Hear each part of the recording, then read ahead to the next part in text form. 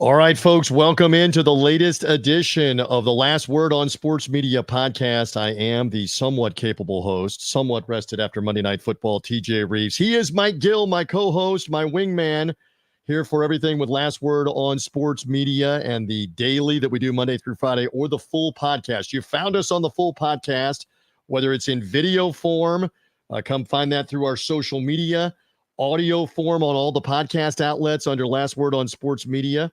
Thank you for doing so, Mike Gill. Good to be back with you. Again, I may be a little punchy after being up for Monday Night Football all night for the Ravens win over the Buccaneers. We actually had a Monday night doubleheader, but it's good to be back. I missed you last week. You keep me centered. You keep me grounded here with the takes and the back and forth. We did have our guest, Carmen Vitale, on from Fox Sports and their coverage, and I hope the fans of sports media enjoyed the diversity of her career and her different things. But you're back with me. Good to have you back, my friend. Yeah, I saw you had the Monday night game last night. The Eagles got flexed out of the Sunday night game next week, so I'm kind of happy about that I don't have to stay up late for Eagles Jaguars. But, yeah, I missed last week. The Phillies had their end-of-year presser. That's a topic we could get into one day, like these end-of-year pressers and the way they're kind of run. The post-mortem, if you will, Yes. on the season and the end of the season, yes. Yeah, what is the time frame on those? Like, how long? Dave Dombrowski went for 45 minutes, and then they went to Rob Thompson for like a half hour afterwards. So you almost had an hour and a half worth of post-mortem in those press conference rooms there. So a lot of stuff happening. It is a very, very interesting, busy time. All four sports are crossing right now. All four majors, NHL underway, NBA opens tonight as we're recording on a Tuesday, NFL, college football, if you want to throw that in there with the NFL, and baseball, Friday night World Series. That World Series thing with the Dodgers and the Yankees that used to play the World Series like every year back in like the 50s, 60s, even a bunch of times in the 70s and the early 80s, but they not for 43 years have the Yankees played the Dodgers. They've both been in the World Series. They both experienced being in the Fall Classic. So, yeah, I mean, and this is a best case scenario for MLB, which we'll get into coming up. So, again, thank you for finding us. Follow, subscribe on the feed, Apple, Spreaker, Spotify. Where do you want to begin? The Monday night doubleheader, right? I obviously worked the radio, Buccaneers radio of Buccaneers and Ravens. So I didn't partake in the doubleheader per se because the second game was the Cardinals hosting the Chargers on ESPN Plus. Yep. Tell me a little more about were you back and forth on that, the dual screens? Nope. I wonder how many people were back and forth. No, you can't do dual screens because they have ABC, ESPN carrying your game, the Buccaneer game against the Ravens. Good game, back and forth. Obviously Ravens kind of pull away. Bucks go up early. Ravens, 34 unanswered. Yes. Bucks come back. They get a. But if you went over to ESPN Plus, no flipping back and forth. Why not use one on ABC, one on ESPN? I get they want to build plus. But really, this is what we're doing, NFL. You want this in the most visible outlets that you can find. Put the Bucks Ravens on ABC, the other one on ESPN. That's fine. You put the game, nothing on ESPN2, by the way, and they put the one game exclusively on ESPN Plus. How many people didn't get to watch that game because of that? And I get it. Well, we know build it. We know they're trying to build the streaming services, ESPN Plus, Peacock, Paramount. Now we have the streamers, Amazon on Thursday night and Netflix coming in for Christmas, which we can talk about that, the Christmas games. So they're trying to build the streamers. I just didn't understand why, because it was a Western game, why didn't they have it later in the evening? As opposed to right on top of the Ravens-Buccaneer game, only an hour in. They were going basically an hour after the Buccaneer kickoff. It just didn't make a lot of sense. And I don't know that we'll get any information on how many people really watched Cardinals-Chargers versus the more compelling Lamar Jackson matchup with the Buccaneers that's on network TV. It's on ABC to boost the audience. They didn't ask us, but I didn't understand why they didn't play it later, Mike. And they've been trying to do this where they overlap. This is something they've been doing, but why not do with the West Coast game a 7 and a 10, 7:30, 10? Okay, fine. But if you look at the Amazon ratings this week, it was not a very good. It was Thursday night football on Amazon Prime, it was a season low, under 10 million viewers for that. And, it's not a great game, but you're putting a situation in where the Broncos crushed the Saints. I don't feel like going to Amazon Prime. I want to be able to flip. Look, I'm used to the streaming. I get it. But ESPN doesn't have to put a game on ESPN. But Prime, that's all they have. Okay, we own it. That's our ESPN doesn't have to go down that road. They can still say, look, we're going to put this game on our platforms and on Plus. I feel like they took eyes off that game, which was, a competitive game. I don't know how great it was. I watched about a half, but I didn't go to it until that game was over or until I was done watching that game because of the fact, I have YouTube TV. And with YouTube TV, you can watch 2 games at once. You see how our screen's situated here for people watching? Right, on the video, This is what the game looks like. I can watch Bucks, Ravens on one side and Chargers, Cardinals on the other, and I could put the audio to which one I want the audio on. I didn't have that option, so didn't have it last night because it's a streaming thing. You had to have a separate service than YouTube TV to be able to watch, and it'll be the same, obviously, with the Netflix game that's coming up. And remember, those are standalone games. I don't mind as much on a standalone And NBC game. has the Peacock game too, don't they? Where it's an exclusive Peacock game. Remember, they had the playoff game on Peacock last year, but I think they've got another regular season Peacock game that's still coming. So we just have to get used to all of this. I know you want to cover Sunday. So Sunday, I was able to be locked in with much more NFL with the Bucks not playing till Monday night. In my market, we had the Houston-Green Bay compelling matchup won by the Packers. That was the national game that most of the country saw on CBS, Jim Nantz, Tony Romo. And then we were also getting the Eagles-Giants game, not the Lions and the Vikings. A lot of the Midwest got the Lions and the Vikings. So I have a comment on that. But then the second half of the doubleheader was a standalone on Fox, speaking of that, for them, with Kevin Burkhardt and Tom Brady working. Oh, by the way, Patrick Mahomes and the Chiefs against the 49ers in a Super Bowl rematch, and it delivered in the ratings, Mike Gill. Big time. The game of the week, top spot, 27 million viewers on Fox. So they get the rematch. They get the 27 million viewers. Look, people still want to watch the game on broadcast television. Yes. I don't know why the NFL – listen, if Amazon Prime wants to give me money and I want to go there, fine. But if I'm the NFL, I'm not acquiescing to Peacock. NBC, you have a platform. Put it on there, all right? I don't need Peacock. I got NBC. If I'm the NFL, I don't need ESPN Plus. Why? Because you got ABC and ESPN. That's what I want. Okay, Prime and Netflix are different. They don't have a network channel. Right. And those networks might say, well, we want to grow our platforms. I don't care. I'm the NFL. You want my product? You put it on the place that has the most eyes. Well, and they can redo their television deals, I believe, in another 4 years. We got 4 years, Mike, where this is going to continue with the streamers and putting these games on. And maybe at that point, the NFL says, hey, we gave you 5 or 6 years of figuring it out with your streaming or that part of it. But the network component here is worth 3, 4, 5 million more people watching. We're not just going to cut off that audience. I don't know. They don't run their decisions through us. We're not network executives. We just play them on the Last Word on Sports Media podcast. TJ and Mike going over all of it. And by the way, that rating, a massive rating, led right into the NLCS Dodgers-Mets game.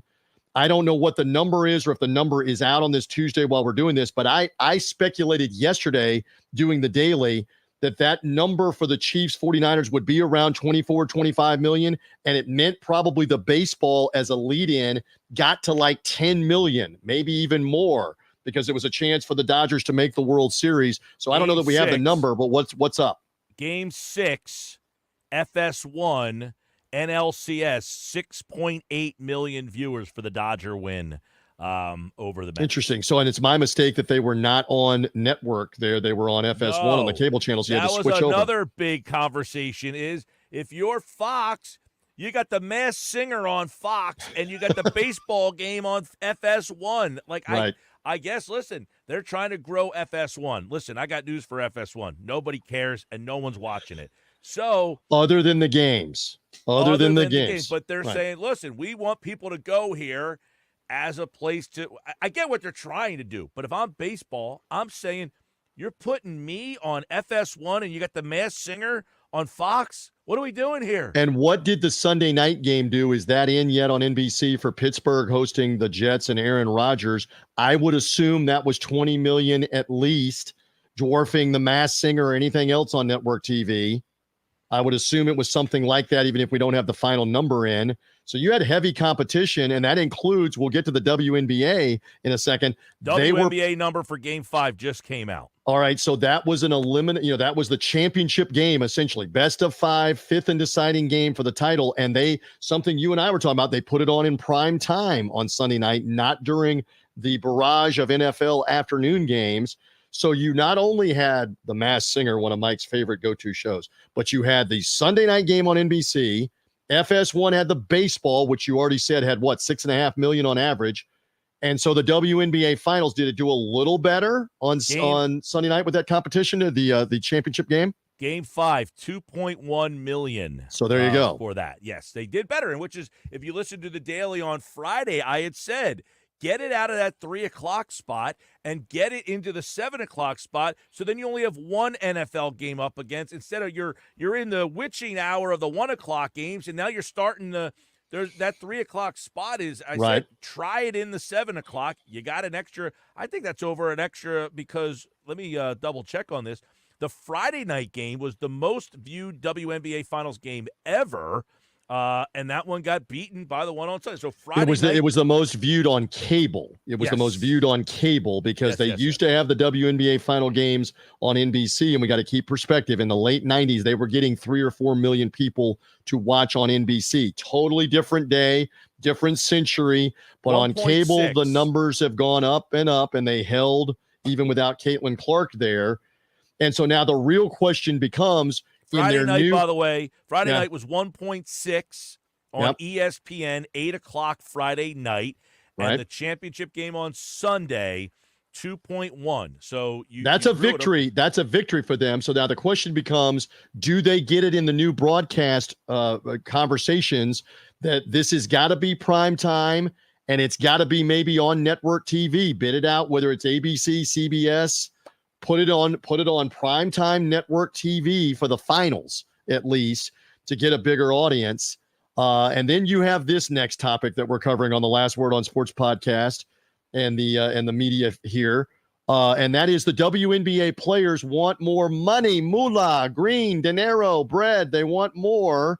And so they've opted out of the collective bargaining agreement.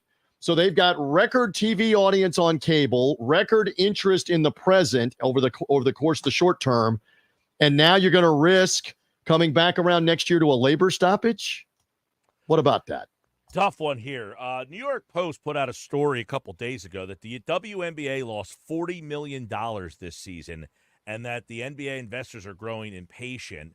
Something's going to give here, right?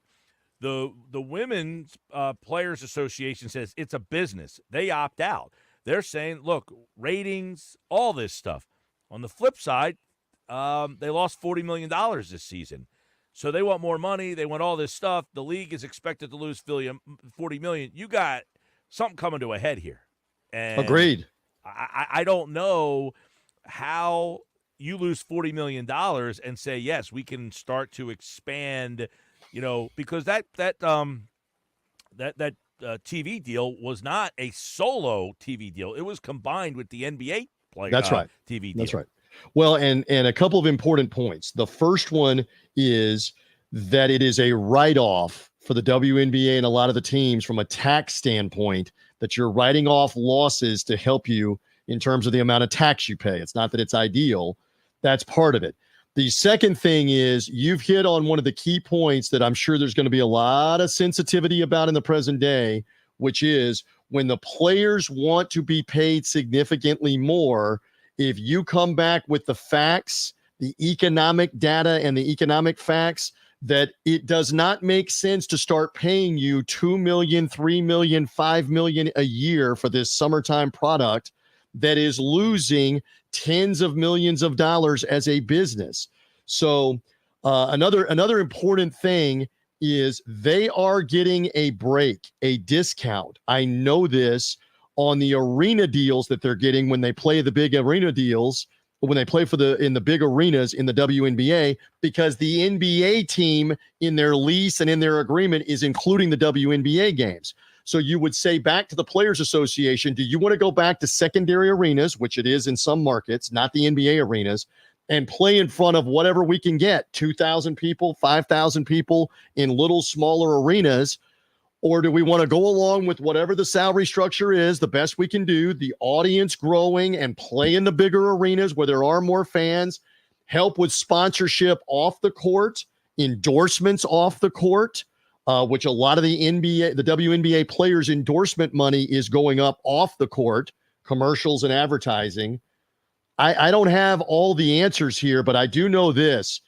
The angle of we need to make millions is not based in economics of what's coming in for this league as you laid out. That's obvious. Yeah, I mean, you're losing $40 million. So if you lost money this year with the record number of ratings and attendance, is that number going to drop? And do you feel like, and there's plenty of businesses that lose money, in their first couple of years. This isn't their first couple of years. No. The WNBA has been in 30 years. Right, 25 years. So those numbers are not adding up. And I don't know how you can justify, if you're the owners or whoever, is making this decision, saying, yeah, they're going to opt out of the deal. They don't have a television deal on their own. Now, could they say, we want to break off of the NBA and start anew and say, hey, CBS, do you want us? TNT, you're losing the NBA. But you're not going to make millions. You're not as players. Exactly. You're not going to make millions as players if you do that, if you do break off. So I think you've just hit on that's what the pushback is from the NBA and from the WNBA ownership to the Players Association, that do you want to go off on your own and try this? And I will flat out say this right now on a Tuesday in October of 2024, you will be done after 1 year financially. You will be done because we're seeing right now they're being supplemented. It's essentially welfare. You are being charitably given the funding to have your league right now. And if you have to stand on your own, I don't see a way forward. They're not going to be in the NBA arenas for attendance. Their TV deal might be a little better, but the economic realities are the economic realities. They obviously are making a negotiating move by doing this as a league, but how much better can it really get under the current circumstance, especially when the ultimate trump card is, what do you want to do? You want to go out on your own and try it?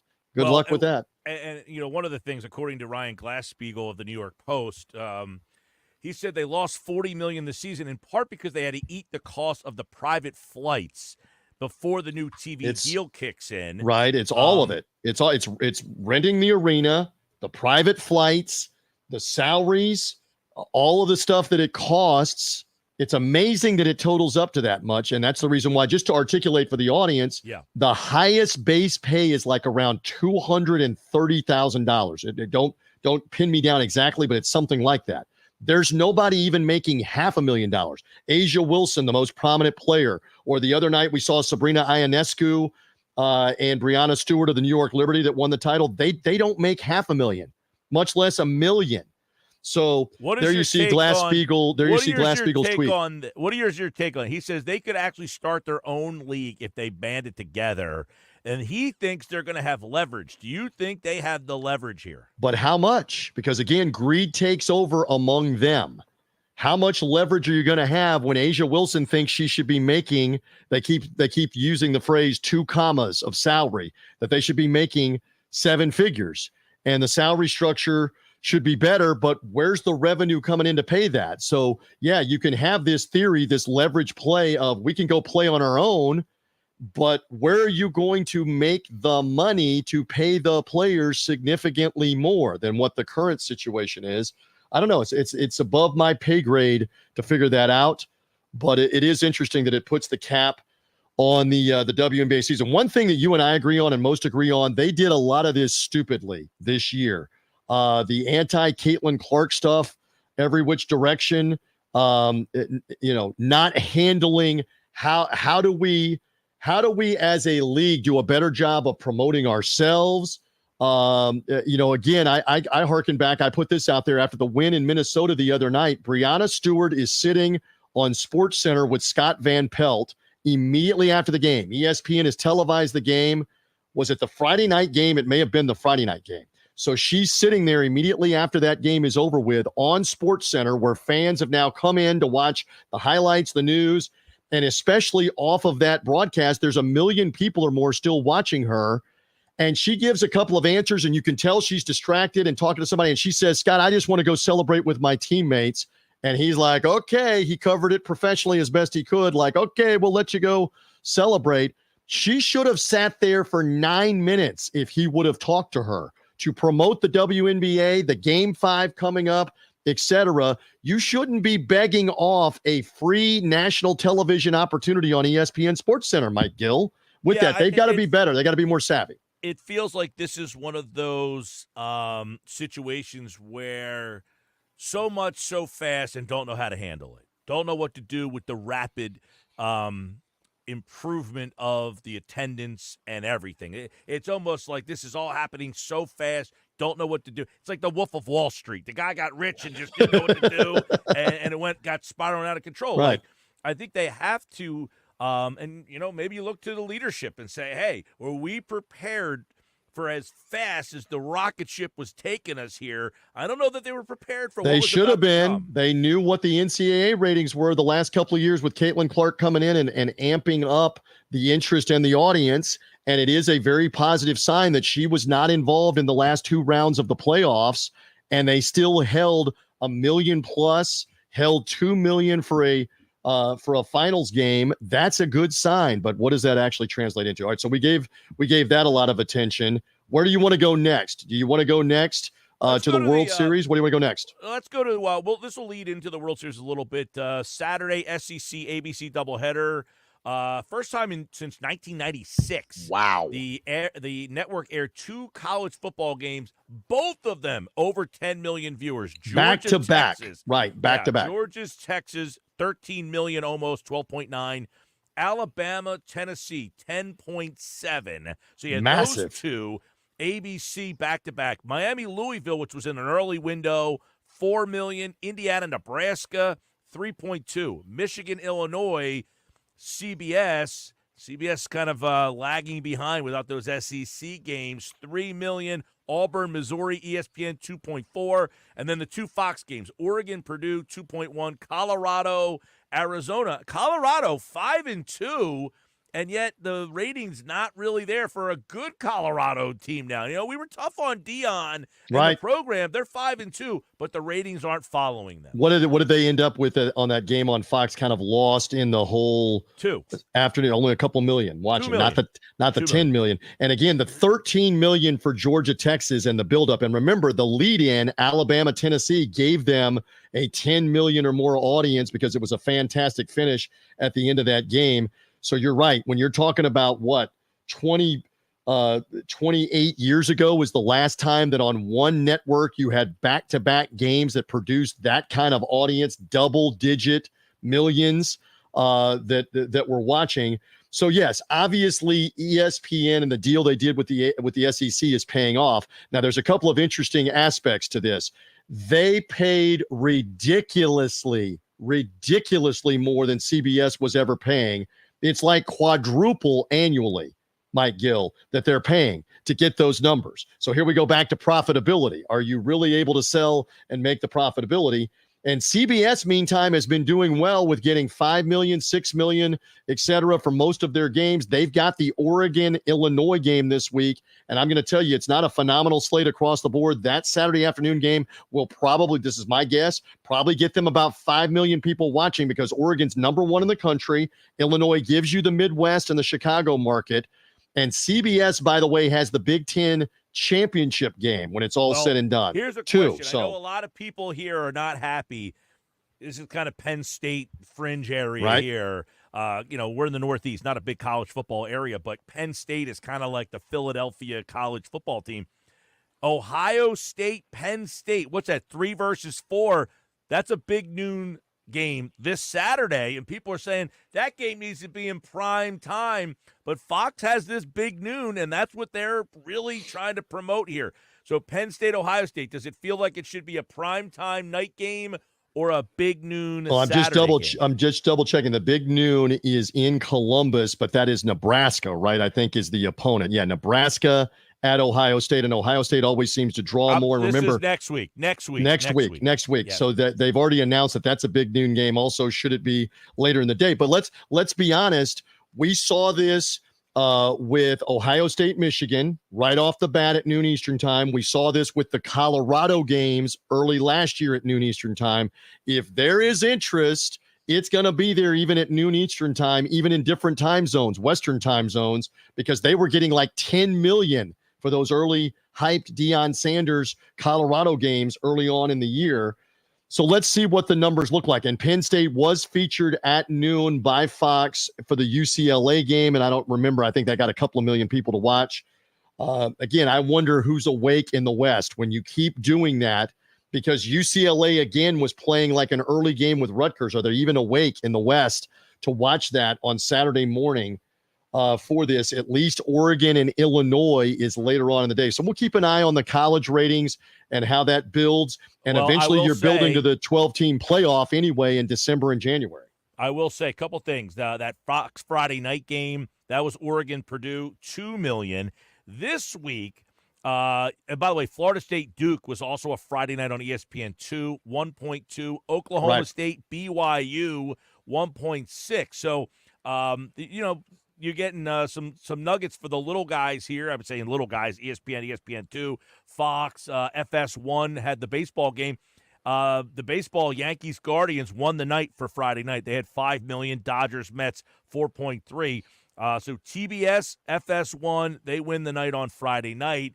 By the way, TNT's coverage of the postseason, games 4 and 5, viewership was up 37%. It's the highest on any network in 5 years. Thank you, New York Yankees, by the way. Keep going, yes. Yes, and that leads me into Friday night, the World Series on Fox, followed by an 11 o'clock kick, Rutgers, USC, and you got the New York-L.A. market leading into a New York-L.A. market for the football game. So they're going to try going 11 o'clock kickoff after the World Series and keep that. What have I been saying about sports in the daytime? Well, Fox is saying, heck, let's try it after dark. They're going 11 o'clock. I like the move. Yes, and again, this is best case scenario for Major League Baseball in the postseason, that you've got Ohtani from the West, Aaron Judge from the East. You got everything you want, and I think they're looking at a massively better audience. Now, we need to keep this in perspective. I remember doing this so many times with John Lewis on the old Sports Media Watch podcast that he and I were co-hosting. He's now doing his own thing on his own feed. We're doing Last Word on Sports Media podcast. And John would say, keep it in perspective, that in the 1980s, the World Series would regularly get, are you ready, for Mike and the audience, 30 million people watching. Far fewer choices to watch. Baseball so more mainstream and so much bigger, popular.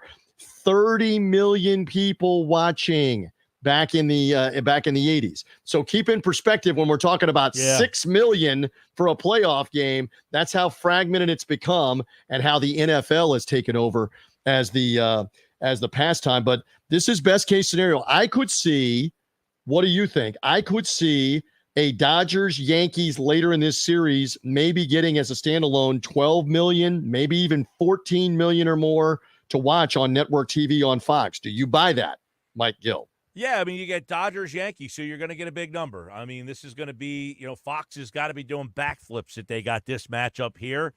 Friday night, too. Mike Mulvihill was on a podcast the other day, and he was talking about the fact that they like this Friday night now. Friday night used to be a dead zone for television. Well, the sports executives are saying, not anymore. Without a home, we can get people at the bars watching these games. So they like the Friday night now. So you're going to see more games. Like, I think baseball missed an opportunity. They're waiting until Friday night to start this series. Why not Tuesday, Wednesday, Friday? And you could have really jumped over the Thursday night football game. Heck, I don't even care about the Thursday night football. The game's on Prime. I put my game now. I know you got to travel. So tonight would have been the night. You could have had the World As we Series release tonight. this Tuesday and Wednesday, but as it stands right now, it's Friday, Saturday, and then they are going Monday head-to-head with Monday Night Football. Saturday, Monday, Tuesday, Wednesday. Interesting. So they are going head-to-head. They're not going head-to-head on Sunday night. So in other words, they didn't start at Saturday night, Sunday night like they have done in some years, going with the Friday night game. We'll see how those ratings do. And again, there's so many more people in New York and Los Angeles that are going to care and boost that audience. I mean, again, it's my speculation. You got Shohei Ohtani, Sure. Judge. So they translate nationwide. They translate nationwide. But my thing is, because those two teams are there, you're going to see like 2 million more people in the New York market and 2 million more, I'm talking about, in the Los Angeles market that are watching the World Series because it's them. And that's the whole point. And this thing will build. And if they get to a game 6 or a game 7, that's ideal. No control over that. But if they get that far, stay tuned. By the way, we should make mention they've been seeing it on the video screen if they're with us on your social media on YouTube. You follow him at Mike Gill Show. Follow me at Buck Sideline Guy, BUC, Buck Sideline Guy. Come see what we look like as we have this pod in video form. So you've been seeing the ad for Ticket Smarter. So whether it's the NFL games we've been talking about, the World Series starting up, all the college football, use Ticket Smarter, the Ticket Smarter mobile app. It is quick. It's easy to sign up. Your purchase is guaranteed. Best prices on the secondary market, Mike Gill, will be found through the algorithms on TicketSmarter and TicketSmarter.com. Go get the app. Use the promo code LWOS20. If you're trying to get 2 great seats for the World Series or these biggest games, at Oregon-Illinois college football game or the NFL, etc., use the promo code LWOS20 because you're not getting in for under $300 for a couple of tickets for the best seats. $300 or more, save $20 with the promo code LWOS20. It's Ticket Smarter, the Ticket Smarter mobile app. Get in the game. Think smarter, Ticket Smarter, promo code LWOS20. Do we have anything else that we need to cover? I wanted to vent about a couple of things before we're done. What else do you want to cover? You got something else? Announcers? Yeah, here we go with the pairings this weekend for Fox and CBS, by the way. Green Bay, Jacksonville, Kenny Albert, and Jonathan Vilma, Adam Amin, Greg Olson, Falcons, Buccaneers. That's your game there that you'll be at. You'll see Adam and Greg. Tennessee Lions, Kevin Kugler, Daryl Johnson, Jason Benetti's back, Mark Schlereth for Cardinals and Dolphins. Then the 4 o'clock game, Burkhart, Brady. They're going to get Bills, Seahawks. Not a great 4 o'clock game for them this week.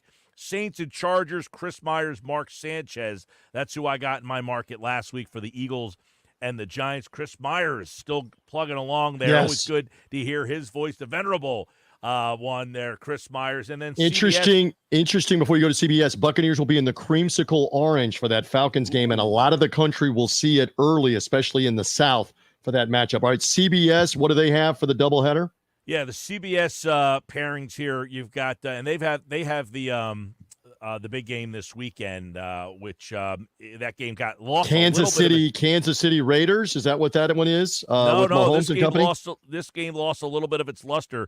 Bears Commanders is the Nance Romo game at 4:25. But Daniels is probably not going to play. You had the first pick and the second pick up against each other. In fact, the Bengals got flexed out of this spot, and that got moved to 1 o'clock. Ian Eagle, Charles Davis, Andrew Catalan, Tiki Barber on Colts and Texans, Spiro and Adam on the Jets-Patriots game, a snoozer there. Ravens and Browns, Tom McCarthy, Jay Feely, Ross Tucker on that one, and then Nance Romo are doing the Bears Commanders. Kevin Harlan, Kent Green, they have the Chiefs and Raiders, and Chris Lewis and Jason McCourty are doing the Panthers and Broncos. Got both McCourty brothers working on CBS. And how about Kevin Harlan? I was around him Monday night. He was working the Westwood One call of Buccaneers and Ravens. Kevin Harlan, 24 hours earlier, had been in Las Vegas doing CBS TV with Trent Green of Raiders Rams. And now he goes back to Las Vegas to do Chiefs with beast. Mahomes and the Raiders. My God. Back and forth, crisscrossing the country. And those are your announcer pairings. And now you're also showing the audience here about College Game Day on ESPN, still accelerating in the audience. Yeah, it's on pace for the best season ever. 2.3 million viewers. The final hour had almost 4 million viewers. You got more people watching the final hour of this show than are watching the games themselves. I mean, it's unbelievable. How much of that do you buy into is the McAfee effect, Pied Piper bringing his audience to this thing on Saturday and helping boost it with the younger audience that maybe wasn't paying as much in recent years to College Game Day? Do you buy it, Mike Gill? I got to think that him and the dynamic between him and Saban have given it some kind of boost. There's no question about it. Whatever you want to think of McAfee, he blocked me on Twitter, by the way. I have no idea why. I went to West Virginia. I'm a fan of his work. But by the way, I've gotten notifications from Elon Musk and from Twitter X that the whole block thing is going away. So you're going to be able to see you're going to be able to see McAfee and anybody else that has you blocked, has me blocked, or if you've blocked anyone, there's no more blocking apparently, unless you're in the NFL throwing a block to open up a hole, or you're in volleyball and you're blocking the spike. There's no more blocking. So you got good news on that. But I'm just going to weigh in here. Part of that boost, I believe, is McAfee has a different younger audience, which is what ESPN brought into with his 5-day-a-week show. And remember, his 5-day-a-week show is usually airing in the same location, pumping up. We're on the air tomorrow morning with Game Day. So, like, for example, they're in Columbus, Ohio, right? Or where are they this week? Big Noon Kickoff is in Columbus, Ohio. But wherever ESPN has elected to go this week, McAfee does his show usually on Friday from that site, promoting College Game Day the next day, is my point. They were in Austin last week, pumping it up for Saturday night, Georgia, Texas. So that has to help. It has to boost its some. By the way, I got the NBC number for Jets Steelers, 17.6. Thanks to Sports TV rating. So how much of that suffered because of the Game 6 clincher by the Dodgers on FS1 and the WNBA game getting a couple of million? Did it take a little? I'm not saying a lot. Did it take a little of the offense, a little of the ratings, I'm sorry, from Steelers and Jets, which was a fairly competitive game into the fourth quarter? What do you think? What do you think on that? And listen, New York market, Steelers are a draw. I'm a little surprised that number was down where it was. Because there are a lot of people watching the Mets game instead of watching the Jets head-to-head. The two New York splitting there a little bit. And, I'm speaking of New York, I mentioned this yesterday, and I actually talked with someone who's part of Chris Myers' crew, and Chris has been with Mark Sanchez the last couple of weeks because the baseball announced pairing of Joe Davis and John Smoltz means they shuffle the football announcers. Fox does this every October. They used to do it with Joe Buck, and so they would shuffle other announced teams. So Chris and Mark Sanchez are working that Eagles-Giants game, which you obviously got up in the Northeast in your market. But we're down here in Florida, and what I did not understand, as that game became 21-3 in the fourth quarter and 28-3, the Vikings and the Lions was so much more of an exciting game. It had the number 2 broadcast crew there with Adam Amin and Greg Olson. And for the life of me, at like 3:45 Eastern time, it's 28-3, and the Vikings are driving for the go-ahead points, and I'm seeing this on the red zone. Why did Fox not move the audience outside of New York and Philadelphia onto that game with the Lions and the Vikings? I don't understand that. And Brian Daboll's calling timeouts down 28-3 and the 2-minute warnings happening. We're not network executives, but that was stupefying. That's the word I'll use on the Last Word on Sports Media podcast. Why do you not move off to the closer game? This is something you've been asking for the last couple of weeks. Yes. Here, TJ. There's been a couple of instances where this has happened. The Cowboy game a couple of weeks ago comes to mind.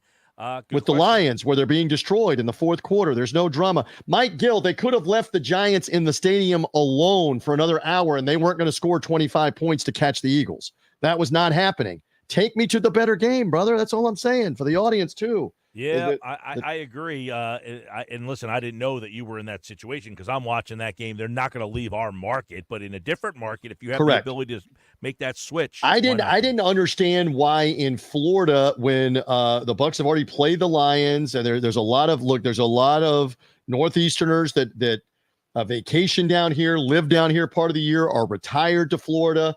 There are a lot of upper Midwesterners from Chicago or Detroit or Minneapolis or Milwaukee, Wisconsin that live in Florida. I didn't understand why we weren't seeing the Vikings and the Lions to begin with because of the great matchup. The Giants are terrible. I understand the New York market, but all right. So anyway, I'm off my soapbox on that one. I think I'm pretty good. What else you got? You got a lot of Northerners down there in Florida. True.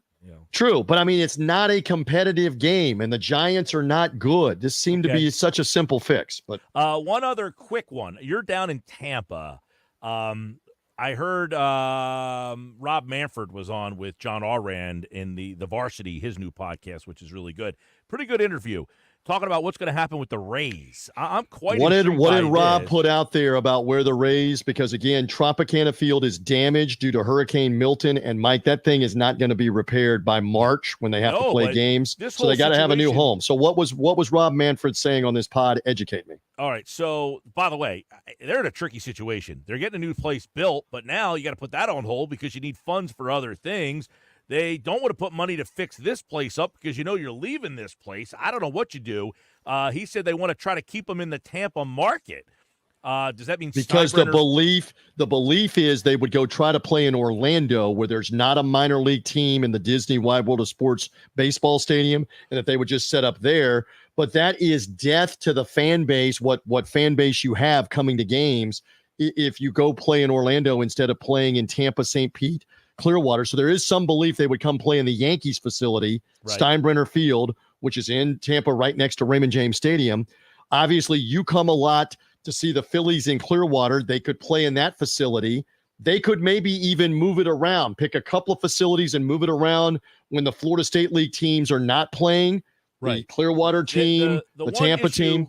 So the one issue they had, so Steinbrenner Field, the Phillies, which is called Baycare Park, and then Dunedin, where the Blue Jays played Major League games there a couple of years ago during COVID. 2021, the Blue Jays played the first half of the year in Dunedin at their minor league facility. But with very minimal fans there, but they had to upgrade that facility to get it Major League ready, so they do have that going for them. Plus, the Rays do own their own ballpark in Port Charlotte. That's like a 2-hour drive, correct. Though, so I don't know what kind of thumbprint they have there. And then Al Lang Stadium is across the street, which is, been made into a soccer facility. Correct. But it is on basically the same street as Tropicana Field. And the Rays own that team and that facility to maybe adjust it back to baseball. So maybe you play there. I think it is dumb, and I didn't know if Manfred went ahead and drew a line in the sand that they're going to play in Tampa Bay, not Orlando or Port Charlotte. He did not bring up Orlando. He brought up he wants to keep them in Tampa as much as possible.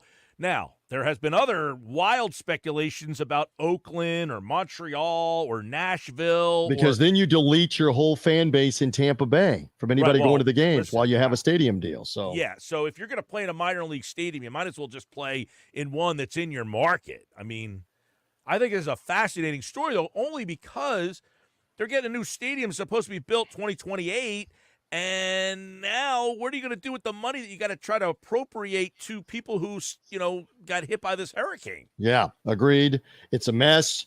And Major League Baseball, by the way, will have the final say on whatever the Rays want to propose that they're going to do. Because remember, you got a visiting team that's got to come in and deal with whatever you're dealing with.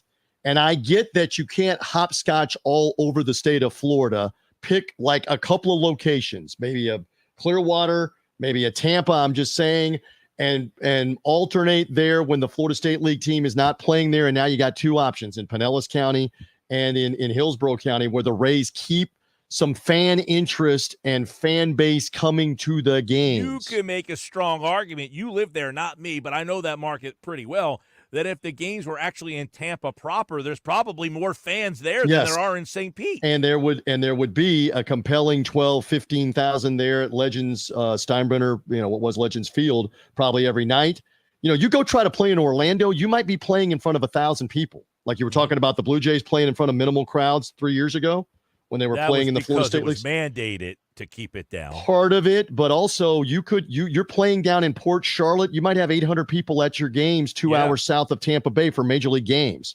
So you got to be careful with this and go where the fans are. The other thing Manfred brought up real quick, he did say they have to do a better job with the broadcast of making them national with all these RSNs. He's really trying to turn this into a more national sport. He said their game is too local. It is too localized because there's been a lot of complaints about these playoff baseball games that you can't connect with the broadcasters. You don't know who they are. You haven't heard them all year, and now they're jumping into the biggest games of the year. That was something they're really trying to work on. He also said the automated strike zone, they're going to work on that in spring training games this year. Interesting. And see if that happens. Because he brought up something that I bring it up a lot that I don't think people realize. He said one of the problems they have is you can't have the same box on the screen we see all the time for Aaron Judge and Jose Altuve. So they have to try to figure out how to adjust the automated strike zone. How big is the height and width of the automated strike zone? And I bring this up all the time is when you watch these games and they put that box up there, that box isn't changing sizes based on the hitter. It just stays the same. Right. So he said that's a problem because people just act like, hey, you can do this. This technology works. He did say, and again, hat tip to John Oran's Varsity podcast, that he has gone to some of these minor league games where they use it. The call. They use the technology in some minor league situations. Right, but leagues. The hitter or the pitcher catcher can challenge the call, and then he said it happens so fast you don't even realize it happened. So he said that's one of the options is a challenge or just I forget the term. He doesn't want to use a robot umpire, but but having them just call balls and strikes, and they would tell the umpire what it was in every pitch, or the umpire makes the calls and you challenge it. I just don't. You gotta streamline that. I don't want to take 4 hours to go through baseball games because we're challenging every ball and strike that we want to challenge. All right, so great stuff here. Did we leave anything out from a sports media standpoint? You're right. I mean, if you are a sports fan with the NBA beginning and you got the NHL already underway, the baseball World Series, all the football, you've got anything you would want right now here in October. That's what every October brings you with the renewal of the basketball and hockey season, the end of the baseball season, and football amping up. Anything else, Mike Gill? I mean, we can keep going and going and going. There's so many different stories. The NBA's back tonight. This is the final year of Charles Barkley and crew. Right. I'd love to get into that a little deeper. Right. We'll save that because I'm interested. Do you believe that next year they will be doing their own thing as a group, whatever it is? Because I do. I believe, however and wherever, out of the McAfee model and a lot of these other ones, they will do their own thing. Okay, so I talked about this on my Friday Daily Show. Is the future going to be, hey, listen, or does TNT say, listen, we got these guys under contract. You're going to pay us for that show, and you can have the show. But do they have them under contract after they lose the games this year? Barkley's contract is further on. I don't know about the rest of the crew's contract. Well, stay tuned. But we know. But what do you believe? Do you believe they'll try to go do it on their own, or are they going to be beholden to Turner? No, I think you're going to see that show pop up on one of the other networks. But does ESPN pay Turner and say we're going to buy that show, or just like the McAfee thing? We'll buy it or we'll rent the show and put it on our airwaves. Yeah, that's the rub on that. And I mean, I talked about this on Friday's Daily Show about the future of media being, these streaming companies. And if you're a streamer by yourself and you have a big enough audience, these cable outlets, they need programming. And you are a valuable resource to these cable networks who can't come up with their own programming. Yeah. And there's nobody watching most of what you're seeing on cable networks besides live sports, which we keep talking about. So you're right. So the Turner show that's beginning, that's interesting. And the NBA season gets underway and it's a mess. You mentioned about the RSNs. It's a mess because there are some of them that are, I guess, part of this Diamond Sports and the new FanDuel Sports Network. It was Bally's. There are some of them, I think, that are still hanging in here for the NBA and the NHL season, but there are numerous NBA and NHL teams that have now gone to what, Mike Gill? Over-the-air TV. I got my buddy Jay Betzel in Dallas. Shout out to him. He's like, literally, I've got to go get a good UHF digital antenna because I got to pull the Maverick games in on channel 26 in Dallas over the air and it's not part of my streaming package, and I want to see the Maverick games over the air, so I got to have a digital antenna to pull it in. And there are numerous other NBA teams like the Phoenix Suns and 3 or 4 others that are doing over-the-air deals because they're no longer beholden to Diamond Sports and this new FanDuel Sports Network. Yep. Because of the bankruptcy. So it's interesting. For the NBA season, a lot of people are having to be creative to go watch the games for football or for basketball or the NHL with that. Did we leave anything else out? Are we good? Shams Charania, first week at ESPN. He's been all over the place. Broke the news today in our market. Joel Embiid and Paul George both out for the game tomorrow night. So the NBA season already has stuff happening there. Now, look, it's a great time of the year. World Series Friday, NHL, NBA opens as we're recording tonight on Tuesday, and the football season, the college football season. We have plenty more this week here on Last Word on Sports. Yep, the daily is here, middays, Monday through Friday, and this is the full-blown podcast. Again, we have guests, etc. I love chopping it up back and forth with you. There's a lot to watch. There's a lot to cover, a lot to see, and whenever there's news items and opinions, we'll have a bunch of them.